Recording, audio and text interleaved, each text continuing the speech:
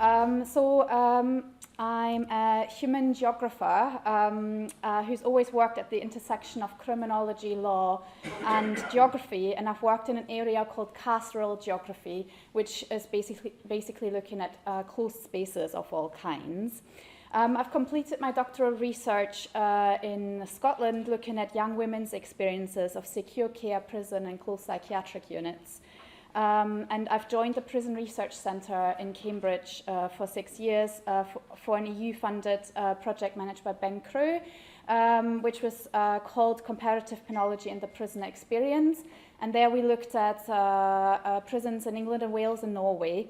And since then I've worked on themes around carcerality, women's imprisonment in different contexts, from Scotland to England and Wales and Norway, and now looking at a similar thing in Germany.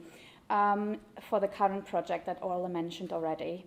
And I've joined the Crime and Carcerality Research Group in Germany in September 2021, so I've been working on this in Germany for a little while. I'm just about to start field work because it took a really long time to get access and negotiate that, so I can't present any findings from there. I'll be mainly talking about England and Wales, Scotland and Norway. Okay, so just very, very briefly, Ola's already mentioned it. My current project basically is looking at the position of Germany, which is quite interesting because there's not a lot of research in Germany on prisons at all, not quantitative research and not qualitative research. And we don't really actually know where Germany stands in terms of international prison policy because there's so little data on it. So it's we assume that Germany stands kind of in between the kind of more punitive approach in England and Wales that we find there and the kind of more rehabilitative approach which we find in Norway, but that's just assumptions at this point and because there's no real data yet. And I'll just be looking at the women's imprisonment in one of the states in Germany because it's all federalized, so every state is responsible for their prisons and it's all kind of separate. Just to give you a little bit of context. My project is basically responding to the Council of Europe's call for research and gender-sensitive monitoring, which is attuned to problems women face in prison. And Shona has already mentioned quite a few of those in her talk.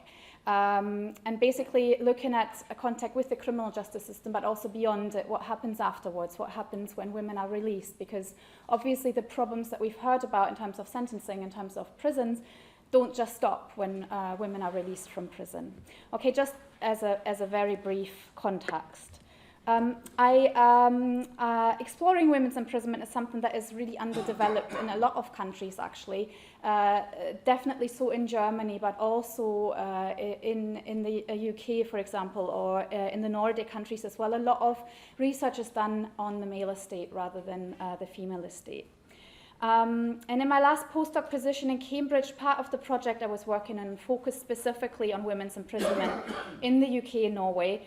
And one of the most surprising findings for both the quantitative and qualitative studies was that women in both countries experience imprisonment as more painful than men. And that is something that you kind of come across in the literature quite a lot, actually, but often with not a lot of evidence attached to it. So it's something that's said in presentations quite often, but we could actually kind of prove it in our data, which was something that we were quite surprised by, because the conditions in the male estate are often said to be a lot worse than in the female estate. Just on the pictures that you see, I just wanted to share a few impressions of the prison spaces from both countries that I took as part of the Compen project in Cambridge. So what you see is basically pictures from England and Wales and Norway, and I think you can kind of already get a bit of a sense of what these spaces are like and what you find in them. Before I properly get started, I just wanted to say that a lot of what I'm referring to is work that I've published with my colleagues in Cambridge, and I just wanted to mention them because they were part of the publication. So especially Catherine Auty, Alison Liebling, and Ben Crew on the kind of trauma-informed aspect of my talk, and also my Compen colleagues from the project we were involved in, Julie Lawson, Christian Mjorland, and Alice Evans. Okay. So just to give you a bit of an overview, I want to just very briefly talk about women's imprisonment and what the kind of unique harms are for imprisoned women. and then basically go into kind of the topic of trauma and what trauma-informed practice actually is.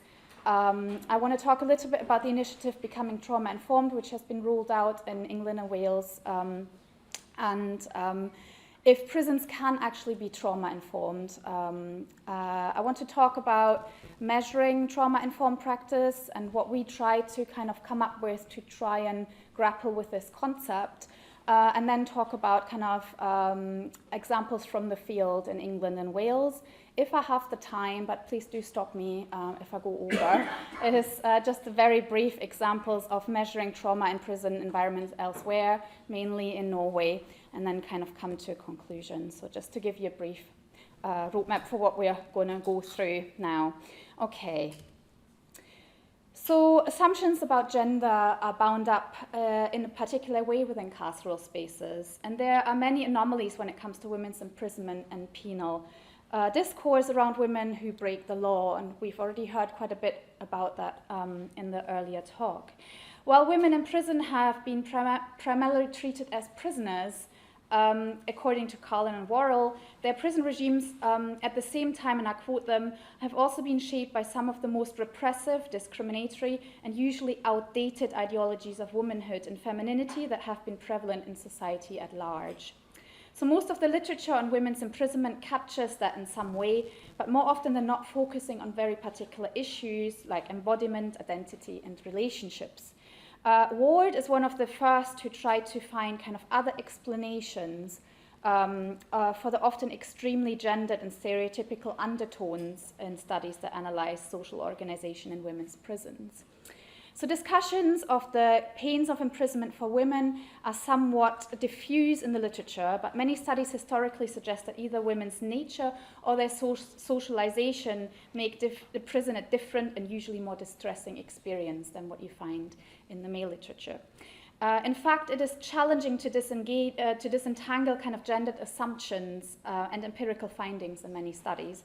And Abigail Rowe from the Open University notes how sociological research in women's prisons continues to be influenced by early emphasis on social relationships. So, for example, stating that women suffer disproportionately from the loss of social ties implied by imprisonment, preoccupation with social identities, for example, motherhood, and also focus on social relationships. And all of this is really, really important. But when it comes to kind of questions on legitimacy and so on of imprisonment, for example, Alison Liebling criticizes what she describes as an obsession with emotional relationships. So when we look at prisons and women, what we often look at is women's relationships with each other in prison, how kind of sexual or family-like the organization in prisons is, rather than looking at themes of, for example, power, authority, and justice, what has often been done when looking at the male estate. She rhetorically asks why there is such an emphasis in this literature on impulsiveness, manipulativeness, and resistance to taking orders, but not on emotions like anger or defiance. And Jukes and Laws, recalling Liebling's observation of anger and defiance expressed by women in prison and how they are viewed, when they are viewed at all, is often that this is looked at as a loss of control, or rather than attempts to exert control, like it is often done in the male estate when we look at violence or looking at disruptive behavior. So from the outset then, the kind of discussion around gender in prisons is quite loaded and is challenging to kind of navigate. And although women constitute a minority of prisoners across the UK and the Republic of Ireland, so between 3 and 7% only, their numbers are rising, and prison spaces are also rising. I saw on Twitter just yesterday, I think, from Inside Times, that England and Wales is increasing the female estate by 500 prison places. So that's a lot, that's a huge increase. And that's what we're looking at when we're kind of trying to discuss prison policy and how we can possibly disrupt it. Okay, just very briefly talking about unique harms. And again, we've talked a little bit about that already. The lived experience of imprisonment interacts with women's pre-prison lives, which makes sense. And these have often been scarred by extremely challenging experiences. In addition to mental health, physical and sexual abuse, for example, these may include loss and bereavement, witnessing parental abuse, being separated from children and other dependents, especially among women serving very long sentences, also by their offender, whereby feelings of guilt, regret, anger, and grief can manifest themselves in forms of inward-facing violence, self-harm, and suicidal ideation aimed at punishing the self. And moreover, owing to the comparatively small female prison population, there's fewer custodial facilities, which in turn means that women are often much further away from home. They have more problems kind of getting access to services and accessing help, also legal representation and so on. So all that kind of manifests itself in what kind of situation women find themselves in prison. An exposure to violence is frequently identified by women as instrumental in their pathways to crime. So incarcerated females have often been victims of much more serious offences than the offences that they've been incarcerated for. So, for example, they've experienced rape or grievous bodily harm, but a lot of them have been convicted of predominantly non-violent drug and property offences, which also, we've already heard how a lot of women serve sentences shorter than a year, sometimes even shorter than 3 months. And obviously that is kind of reflective in their offending behavior, if you like. So according to Jukes, a total of 57% of women in prison report having been victims of domestic violence, and 53% report having experienced emotional, physical, or sexual abuse as children, though these are likely to be underreported. And in England, 65% of imprisoned women have been diagnosed with depression compared to only 37% of men in prison. And women account for almost a quarter, so 23% of all prison self-harm incidents, even though they make up only 5% of the overall population. So that's enormous numbers. And all of this has been probably increased a lot since the pandemic started as well, which we should keep in mind. They are also frequently trapped in a vicious cycle of offending and victimization, victims of controlling behavior from a partner, for example, who may coerce them into offending, and also victims of poverty, neglect, which they in turn pass on to their children quite often, which we've also already heard about. And being diagnosed with a mental health condition, often acquired alongside a history of untreated trauma, means that women are sometimes perceived as untreatable by health professionals, resulting in criminalization, especially in crisis, and that is becoming more likely for women who experience these problems. Just to continue briefly on this, most of you will be familiar with the fact that in 2007, Baroness Corsten reported on the vulnerabilities of women in prison, most of whom are accommodated in prisons that were not designed for them. Far less often, kind of in terms of looking at their complex traumatic histories that women bring with them when they enter custody. And Yvonne Jukes and her colleagues explain that, in fact, historically, very little planning has gone into the female estate, and women have, because of their relatively small numbers, in the context of prison population as a whole, all too frequently been treated as an afterthought, an addendum to the adult male estate. So we don't only find that in prison policy, but also in the actual planning of the premises that they enter. And prisons are challenging settings for anyone, but particularly for people with a number of extremely challenging experiences. Prisons are designed to house perpetrators and not victims. So I'll quote Yvonne Jukes again and her colleagues. Prisoners arrive shackled and are crammed into overcrowded housing units. Lights are on all night, loudspeakers blare without warning, and privacy is severely limited. Security staff are focused on maintaining order and must assume each prisoner is potentially violent. The correctional environment is full of unavoidable triggers such as pat-down, strip searches, frequent discipline from authority figures, and restrictive movements. So that's an environment that's quite challenging for anyone, obviously, to navigate, but particularly for people who've experienced a lot of difficult and challenging incidents. Unsurprisingly, given that many women in prison have high levels of mental health needs and that healthcare services in prisons are often not adequate, many prisoners self-medicate with alcohol, drugs, and other substances.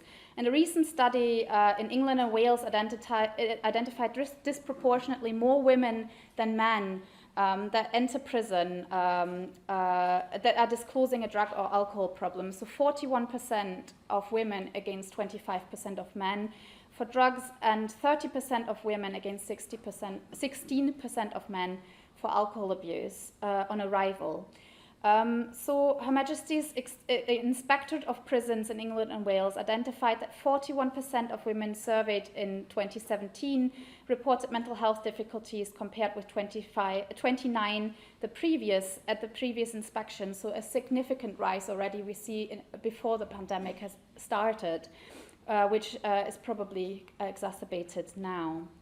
And Corsten argued for the decarceration of the majority of women in prison, together with a greater use of women's centres and community-based alternatives, specifically designed as women-only safe spaces for offenders and non-offenders alike.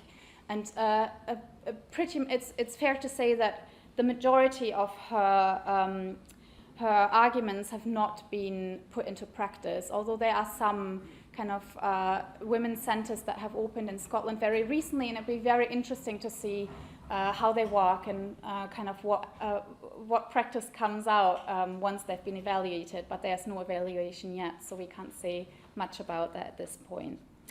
So the argument is based on the kind of recognition that prison is experienced as both disproportionate and inappropriate for most of the women consigned to it, and has catastrophic effects on their children, which we've already heard. So this is just a little bit of background of what is kind of important when we look at trauma-informed practice, which I want to talk about now. So how does trauma come into this? Well, trauma has become a kind of ubiquitous framework, if you like, for attempts to conceptualize after effects of violent and life-disruptive experiences, as we have seen or just described a moment ago. And there are many different kinds of disruptive experiences. Although not in a context of prisons, Ehrkamp and her colleagues have written about the kind of tension between trauma practices that conceptualize trauma as within individuals and individual bodies and minds, and trauma practices that understand experiences of trauma as relational or emergent from particular social environments, legal procedures, and that these individuals encounter. So do we look at kind of overall systems, or do we look at the individual? That's always the kind of question that we have to ask ourselves in relation to trauma. Further, they suggest that a growing body of critical health, social science, and humanities literature suggests that symptoms associated with traumatic stresses, such as flashbacks or recurrent intrusive memories, emotional numbing, avoidance, heightened vigilance, general anxiety, trouble sleeping, depression, dissociation, and somatic pain cannot be understood as individual kind of psychological or even biochemical experiences. Rather, these experiences and the language used to discuss these triggers or stresses make meaning of violence are embedded in specific social, cultural, and political contexts. And if we just think about these traumatic stresses that they mention and put them against kind of what the situation is like in prisons, it's already a kind of very difficult combination of events here. And Randall and Haskell differentiate between acute, kind of time-limited, chronic, so multiple or ongoing, and complex, so a mixture of different types of trauma, all of which can have long-lasting effects, particularly when experienced during developmental years. And trauma can affect people from all backgrounds, but there is a strong correlation between levels of marginalization and risk of exposure. So prison populations are especially likely to be included in disproportionate numbers of individuals exposed to trauma from a young age. And trauma-informed practice and services has come up as a kind of key theme to kind of try and relate to what we see in terms of these symptoms and histories of abuse. So Harris and Fallett were the first to call for a paradigm shift within service delivery systems and the need to look at service users with histories of abuse. And they identified two distinct aspects of an organization becoming informed about trauma. First, having knowledge of the abuse histories of their service users, and secondly, kind of understanding the role that this plays in their lives. They should then use this knowledge to reconfigure the service systems taking these vulnerabilities into account when they encourage service users to engage with them. And according to Muscat, the key principles of trauma-informed care are that clients need to feel connected, valued, informed, and hopeful of recovery. The connection between childhood trauma and adult psychopathology is supposed to be known and understood by all staff. And staff work in a mindful and empowering way with individuals, families, and friends, and other social services, agencies to promote and protect the autonomy of that individual.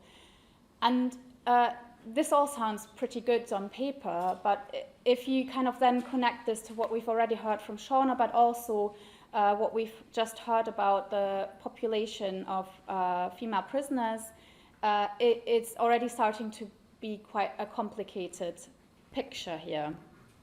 Yeah. Okay, so Elliot note that trauma-informed services should strive to create an atmosphere that is respectful. There's a need for safety and acceptance, and key to this, they say, is a welcoming environment, which includes sufficient personal space for comfort, privacy, absence of exposure to violent material, and sufficient staffing to monitor behavior of others that may be perceived as intrusive or harassing.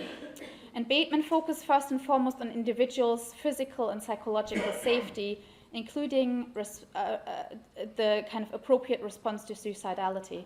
And all of these kinds of things are really important to the concept of trauma-informed practice, just to kind of put that out there before we talk about kind of the specifics. Because the initiative of becoming trauma-informed, so BTI for short, was introduced into prisons in England and Wales and elsewhere also from 2015, based on the work of the American clinical psychologist Dr. Stephanie Covington. And she's put out quite a lot of papers. If you're interested in those, some of them are in the attachment at the end of the slides. And as part of some kind of general trend towards the recognition and treatment of trauma-related conditions in the community and in mental health settings. And BTI training for prison officers in England and Wales was carried out in all 12 women's prisons during 2015 to 17 and began in the long-term high-security male estate from May 2018. The BTI work is based on considerable expertise and supported financially by the charitable organization called One Small Thing, led by prison philanthropist Lady Edwina Grosvenor. And Covington defines trauma-informed services as services that have been created to provide assistance for problems other than trauma, but in which all practitioners have a shared knowledge base and/or core understanding about trauma resulting from violence.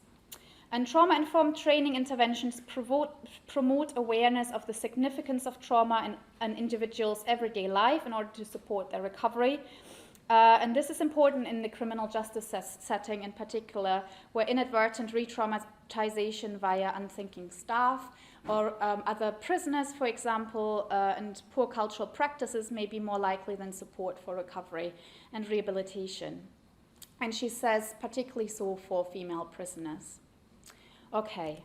The training model delivered in prisons in England and Wales are based on Covington's model and include courses that are called Becoming Trauma-Informed, a training for correctional professionals, and Healing Trauma, a brief intervention for women. The materials include an implementation plan and goal attainment scale to facilitate change, including training packages for ongoing assessment and training of staff. And across the women's custodial estate, at least 4,000 members of staff and some prisoners have been trained in trauma-informed practice. This involves staff being aware of their backgrounds and vulnerabilities of those in their care, being sensitive and protective, offering help, affirmation, and safety, and looking after their own health and well-being at work in order to provide the right kind of environment.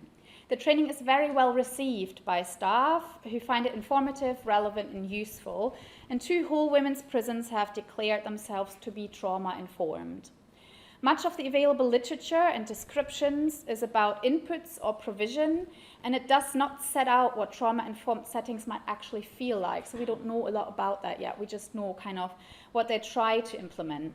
And also, what does it mean for a prison to be trauma-informed? Can they be trauma-informed? What we can understand so far is that kind of trauma-informed practice should enhance feelings of security and safety. And this presents very significant challenges when it comes to prisons, where, for example, lockdowns, lack of personal space, kind of risk of violence and confinement to a cell are very commonplace, and practices like strip searches, the use of authority, difficult interpersonal relationships in the kind of social environment of the prison that is not a chosen place to be, basically, create additional difficulties and may echo or resonate with traumatic experiences. So staff may be influenced by vicarious trauma, which can affect workplace decision-making, and prison environments are often highly reactive and reliant on management by crisis rather than management as by design or by what you want to maybe achieve in a perfect world, and resulting in hypervigilance or numb detachment within work practices. So prisons are very challenging environments, right? And scholars have noted some of the difficulties of achieving trauma-informed practice in institutional settings, not so much prisons as such. But Becca Blees, for example, has stressed that cultural awareness of trauma and its effects waxes and wanes, and that vigilance is needed with regards to its current popularity. And several researchers have highlighted that trauma-informed training has been highly marketized, producing expensive training programs without any kind of proven benefits to it. Becca Blees again calls for critical engagement, without which there may be a risk of perpetuating damaging experiences of practices by just another name, and by neglecting to address underlying causes of trauma, including inequality in power and societal forms of oppression. And Pollock describes a women-centered programming course in Canada aimed at addressing trauma, which in practice meant a different way of labeling and managing problematic individuals, rather than addressing the kind of underlying causes and long-term effects that we see in this population. Carlin and Worrell, Comfort and Gender and Players, so quite a lot of different research groups, and others have explored the troubled relationship between fundamentally opposed concepts of therapy and punishment. So not trauma as such, but therapy in the prison context, which can undermine efforts to introduce trauma-informed practice in the prison context.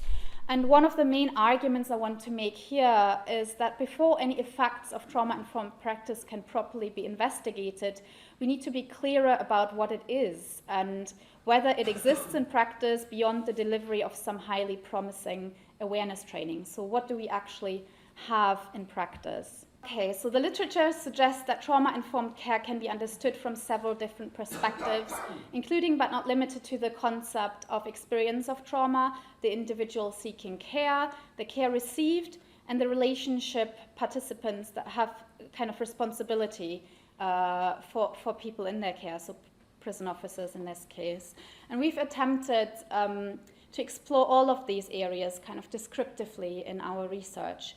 And the statements that were drafted by the team and a final agreed of these 22 items, I don't know if you can see them very clearly, but I'm referring to some of them during the talk. So these list of 22 items was produced, and the group of items formed a kind of subscale of a larger research instrument called MQPL. Some of you will have come across this, so the measuring of, and quality of prison life, and which has been developed using a more intensive and largely qualitative methodology. So it's a kind of mixture of quantitative and qualitative in the field.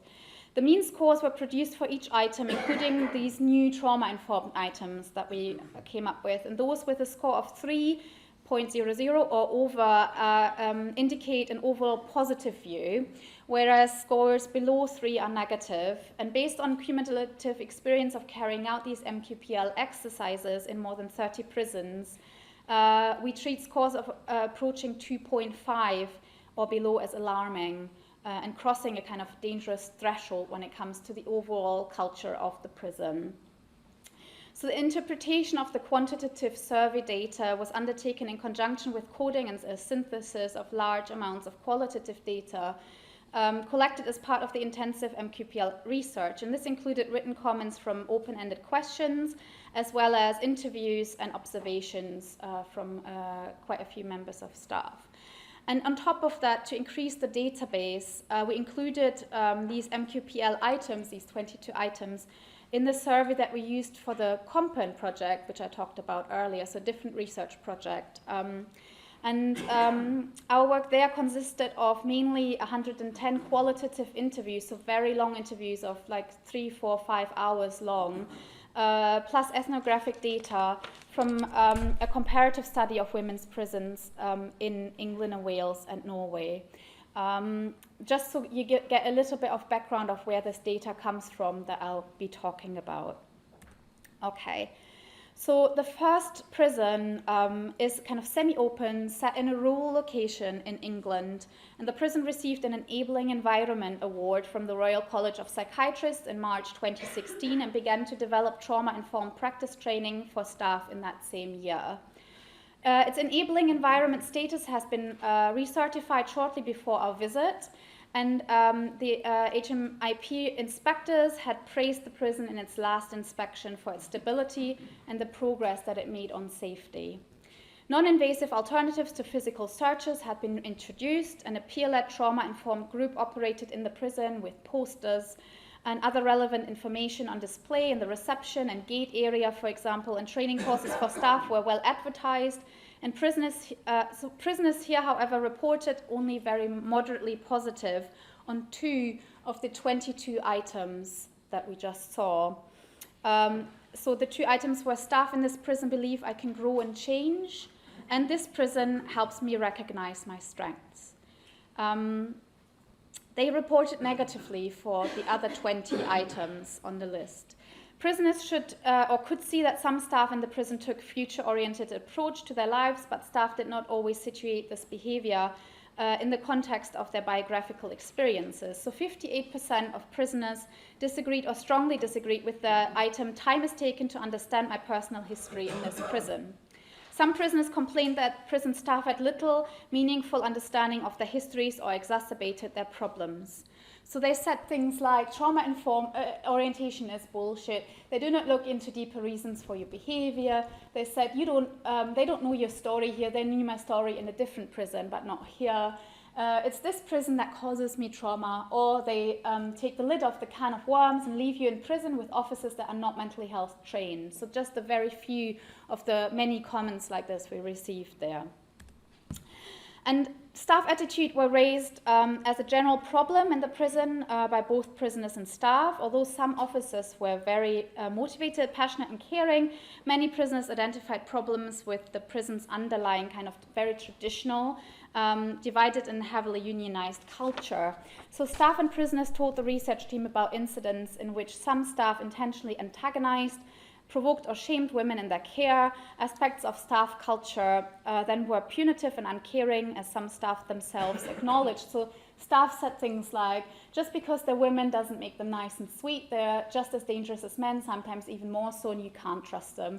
They said some staff love to catch women in the wrong and punish them. It's what they live for. And staff go out of their way to not see prisoners as people.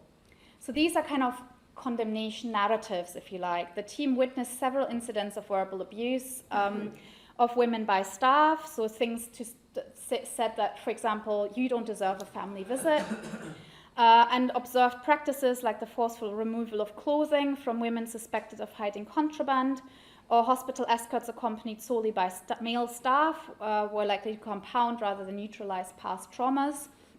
And this was dispiriting to those senior managers and other staff who were really invested in the kind of trauma-informed practice and enabling environment, and kind of trying to make that a reality. And while many staff used trauma-informed language, trauma-informed practices were very limited, and many staff felt that they lacked the training and support to engage fully with the concepts that they had been taught. Often staff expressed the view that the prison was addressing trauma only superficially and was producing additional problems. So they said, we teach them how to build a bike in a cycle workshop, but we don't help them deal with the underlying issues. There's nothing therapeutic here. And general environment here is not trauma-informed at all. Trauma is not recognized. There's absolutely zero help when it comes to self-harm. People get lost in the system here, and the chaos and misery that it creates is dehumanizing. And we listen to some horrendous things, and it's not recognized the toll that it takes on you. So you can already see it's not just something that is really relevant for prisoners, it's also very relevant for staff who have to deal with this on a daily basis. And it's a very challenging job and very difficult to do when you're working with people that are very traumatized. So just to move on to prison number 2, unlike prison 1, prison 2 was not officially described as a trauma-informed environment, and it wasn't accredited as an enabling environment either. But nonetheless, aspects of trauma-informed practice existed in its therapeutic community. There was a PIPE unit, which is a psychologically informed planned environment, and a course called Healing Trauma and Becoming Trauma-Informed was being delivered. Posters around the prison advertising this, and the language was used by quite a few staff members there. And in the most recent inspection report, the prison was rated highly as a safe environment with low levels of violence, just to give you a kind of overview. The general positive review was not reflected in our responses to the 22 items, however. So the prison rated below the neutral threshold on all of these items. The highest mean score was for the item staff in this prison believe I can grow and change at 2.99. So that's still kind of just below the threshold of positive. And in this prison, I feel truly seen and heard, with almost 60% of prisoners disagreeing with that statement. Fewer than 20% of prisoners agreed with the item, time is taken to understand my personal history in this prison, and care is taken to be sensitive to my past experiences in this prison. Fewer than a quarter of prisoners agreed with the statement, this prison is sensitive and responsive, and staff see me and treat me as a whole person. These findings were strikingly close to those of the first prison we were talking about. And staff-prisoner relationships here were not highly rated. So many interviewees, especially those on the prison's more open units, reported that officers were often absent, and while there were many calm and supportive staff who executed their duties in ways that were consistent with trauma-informed practice, like taking time one-on-one to talk about problems, mental health problems, all sorts of other things related to family visits and so on. Prisoners often described a culture that could somewhat be oppressive and antagonistic, like in the few examples here. So one said, I avoid prisoners like the plague, they antagonize you and abuse their authority. Some are preying on vulnerable women. When you're not a good prison officer, good prisoner officers target you. When you're on their radar, you're effed, basically. This jail is in general doesn't have many officers who understand the emotional needs of trauma. Certain women have been through, and 20 to 30% are homophobic, and I feel targeted by at least 3 officers personally, she said. So many women talked about negative effects on them and not being fully seen, and that kind of compounded feelings of loneliness. So one said, you are a number here, and here you're very alone, extremely lonely. Or someone else said, I feel like I'm dead in here. Likewise, many participants described being unable to fully communicate their problems and concerns. So 55% of them disagreed with the statement that prison allows me to express difficult feelings. Some participants experienced high levels of stress relating to negotiations to see children, receiving authorization for home visits, or managing the kind of stark difference between emotionally intense visits and the subsequent feelings of separation. So there's a huge problem there with that. I just want to then say something about trauma-informed practice overall, because at both prisons then the results of this new trauma-informed items were surprisingly poor, and the self-declared status of being a trauma-informed prison did not differentiate it from prisons without the self-image, basically. So we received positive feedback on our items, and women assured us throughout that we were kind of measuring the right things, I guess, but our findings were quite disappointing. And we by no means kind of claim that we've exhausted possibilities. This was basically a first step at trying to engage with trauma-informed practice in prisons. But there's a strong correlation between items in the kind of trauma-informed dimension and those existing in the MQPL dimensions that were, for example, related to respect, humanity, or staff-prisoner relationships. And this suggests, as we discover later, in another prison that we discovered there that trauma-informed care may be, at least in part, an extension and development of good prison practice in general, or not something kind of completely separate. And drawing on all of this, we already know the kind of importance of respect, fairness, and safety, and how that kind of comes together with trauma-informed practice in prisons for women and men, because obviously this is also being rolled out in men's prisons, not just women's prisons. And one possibility is framing this kind of practice in terms of kind of other kind of language. So, for example, looking at improved moral quality, or just a kind of general consensus on kind of care, for example, rather than looking at trauma. Okay, so I will skip, I think, the kind of measuring trauma in prison environments elsewhere, and maybe talk about it later in the discussion in the afternoon, and just kind of come to a conclusion now. So the development of trauma-informed work is important and very promising, and it reflects some enormous efforts undertaken in good faith and kind of organized around several individuals' expertise and engagement, as well as a kind of deep practitioner relevance and need. So there's a real need to engage with these questions.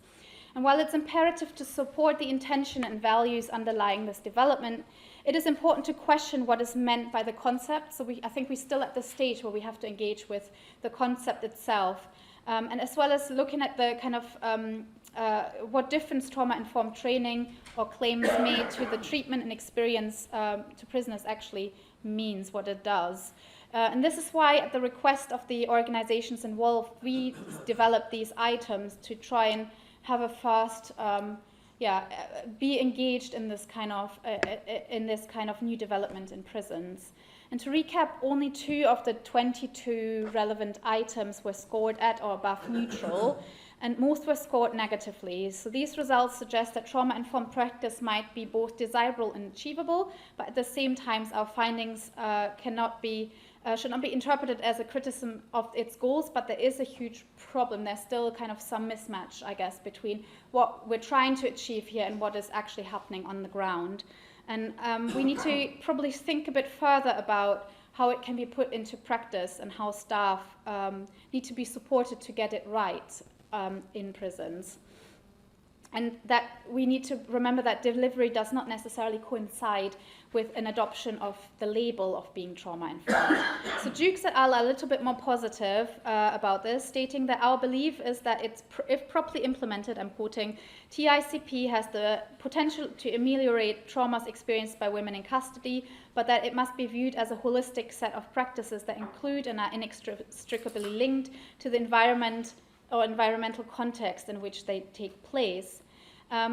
And while the focus here lies heavily on the design of prisons in her work in general, and I believe Yvonne Jukes has been heavily involved in the planning of the new Limerick prison for women that's just been built, our work shows that while carceral environments do matter a lot, the kind of social and socioeconomic conditions that you find and the kind of political conditions in prisons, the important relational aspects that underlie prison work is where the challenges really lie, and especially when it comes to addressing trauma.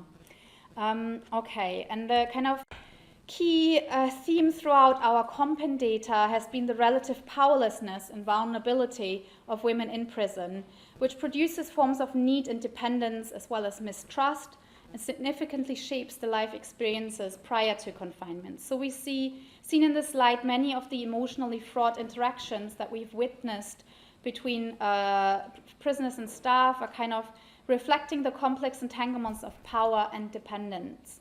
And women's reliance on staff reinforced the kind of dynamic of neediness. Their lack of power in combination with their desperation and distress produced insistence forms challenges to staff members, but also just in the kind of social makeup of the prison. And their biographical experiences made them acutely sensitive to the use and misuse of authority.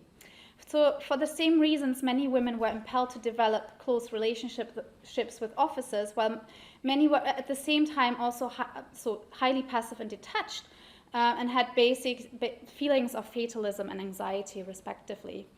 In such respects, women's prisons represent a challenge to models of penal order, authority, and legitimacy, precisely because the kind of flow of power works through complex and charged and very ambiguous relational dynamics, as we've just described. So many of the most delegitimizing elements of staff conduct that we found likewise related to these dynamics. So the fact that women were so critical of the prisons, despite them being kind of, in fact, often kind of decent and relaxed environments compared to a lot of what we find in the male estate, kind of tells us a good deal about the particular difficulties of accomplishing justice and forging the kind of right relationships in prisons that hold women, and about the kind of gendered dimensions of penal legitimacy. So a focus on trauma seems really important in this respect, as it has in part manifested itself in dramatically rising numbers of violent incidents, self-inflicted deaths in custody, and the kind of prison inspectorate in all 4 jurisdictions in the UK and the Republic of Ireland have highlighted the kind of pressing problem facing the penal system here. Okay, that's where I'll end it for now, and we can discuss some more later.